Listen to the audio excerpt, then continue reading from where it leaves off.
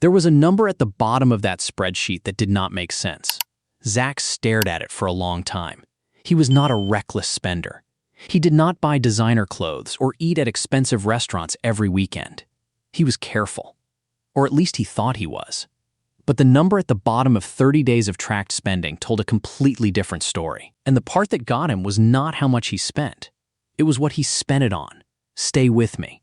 Because what Zach found in those 30 days is probably sitting inside your own spending right now. And once you see it, you cannot unsee it. Most people have a version of the same conversation with themselves at least once a month. The paycheck came in, bills went out, and somehow, with no single major purchase to point to, the money is just gone. Not gone to something obvious. Not a vacation or a big impulse buy. Just gone. Quietly. In small amounts. Across dozens of transactions that each felt completely reasonable in the moment. A coffee here. A subscription there. A delivery fee because cooking felt like too much that Tuesday. An app you downloaded 6 months ago and forgot about entirely. None of it feels like a problem when it happens. All of it adds up to a problem you cannot explain at the end of the month. And the most frustrating part? You cannot fix something you cannot see. Most people never look. Not really. They check their balance, feel vaguely uncomfortable, and move on. The idea of actually sitting down and going through every single transaction feels like punishment. But what Zach found when he finally did, it changed the way he thought about his money permanently. And the first thing he discovered was not even about money. It was about something much more uncomfortable than that. Here is the myth that keeps most people from ever doing this exercise. They believe they already know where their money goes. They have a rough mental picture.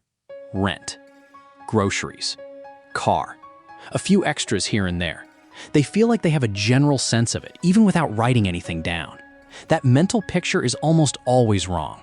Not slightly wrong, significantly wrong. Because our brains do not remember the small transactions. We remember the big ones, the rent payment, the car insurance, the one time we splurged on something. But the brain quietly edits out the $3 fee, the $7 subscription, the $12 delivery charge that happened 4 times this month. Those invisible transactions are where the money actually goes. And nobody realizes it until they see 30 days of them lined up in a row, staring back at them from a screen. Zach realized this on day 3, and what he found by day 30 completely reframed the way he looked at his own financial life.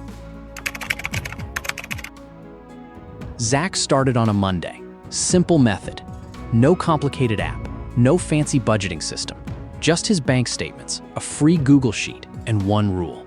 Every transaction gets written down. Every single one. No exceptions. He split everything into 5 categories. Needs, food, transport, subscriptions, everything else. And for 30 days, he did not change anything about his spending. He just watched. He just recorded. Here is what he found. By day 7, Zach had identified 9 active subscriptions. He could only name 6 of them off the top of his head. The other 3 had been quietly pulling money from his account for an average of 4 months each. A streaming service he switched away from. A fitness app he opened twice. A cloud storage upgrade he did not remember selecting. Combined, those 3 forgotten subscriptions had cost him over $200 in the past year. Not a fortune, but $200 he had earned and never once benefited from. But the subscriptions were not even the biggest finding. What showed up in week 2 surprised him far more. Zach thought he was reasonably careful about food spending. He cooked most nights. He did not eat out constantly. He was not the kind of person who ordered delivery every day. But the spreadsheet told a different story. When he added up every delivery fee, every service charge, every tip, and every convenience purchase across 30 days, the number was higher than his monthly electric bill. Not the food itself, just the fees around the food. He was not overspending on meals. He was overspending on the convenience of getting them. And because each individual charge was small, his brain had never registered it as a category worth watching. And then came week 3. This is the finding that changed his actual behavior, not just his awareness. This one was the most personal finding of the 30 days. When Zach mapped his transactions against his calendar, a pattern appeared that he had never consciously noticed before. His spending went up on specific days. Stressful days at work, late nights, weekends when he felt restless but did not have a plan. The purchases were never big, but they were consistent. A new app, a random online order, food he did not really need.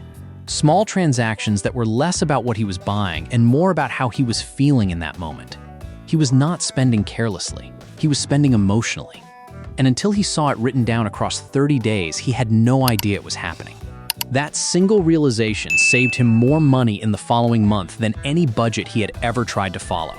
Because he was not fixing numbers anymore, he was fixing behavior. Here's what Zach told me after he finished the 30 days.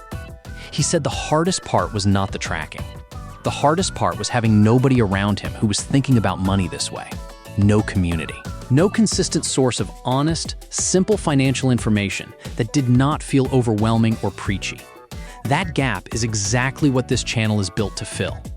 Every week, we break down real financial behavior, real money decisions, and real strategies in plain language that working adults can actually use. Not theory, not generic advice, just honest, practical breakdowns of the things that actually move your financial life forward. The people who subscribe and stay connected are the ones who stop feeling behind with money and start feeling like they actually understand what is happening with it. If this video made you think about your own spending differently, hit the like button. It genuinely helps this content reach more people who need to see it. Subscribe and tap the notification bell so you do not miss next week's video, where we break down the exact system Zach used after his 30 days to restructure his spending without following a strict budget. And I want to hear from you right now. If you tracked every dollar you spent this month, what category do you think would surprise you the most? Subscriptions? Food? Emotional spending? Something else entirely? Drop it in the comments below. I read every single one. I will see you in the next one.